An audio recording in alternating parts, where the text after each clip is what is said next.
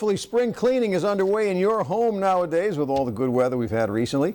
Our guest today in the Business Lunch is here today to remind you that your spring cleaning should include cleaning out those financial documents that have been piling up. Jeffrey Cutter of Cutter Financial Group says spring cleaning your finances is a good way to avoid being the victim of identity theft, and you ran into an example of that just recently with one of your clients. Yes, Frank. Yesterday, in fact, we had a client of ours call into the office and said to shut down all of their accounts because they actually received a phone call from the state of Michigan just confirming that they had filed taxes properly.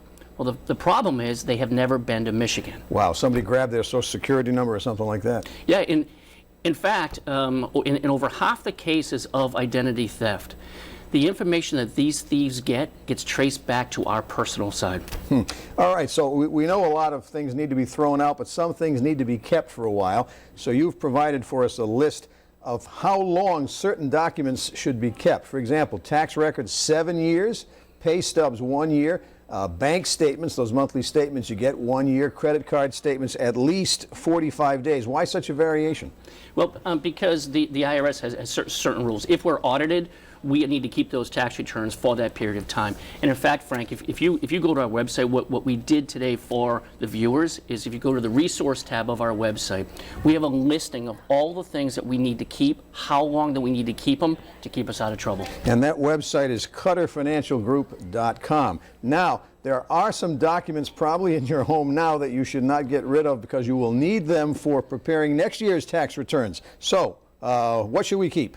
Well, what we need to keep is we need to keep all of our W-2s, pay stubs, anything that shows how much income is actually coming into our household. All right, and charitable donations too. Big one, okay, because this is where a lot of us will just go to church on Sunday, throw in $10 to the basket.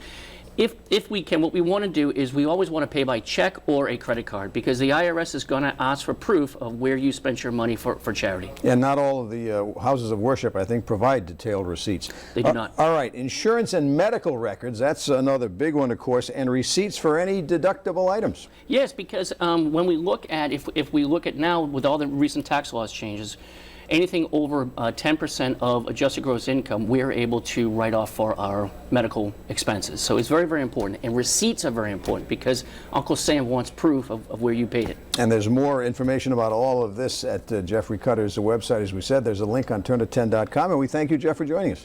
A pleasure. And that's our Money Watchers Business Lunch for this Thursday afternoon. Now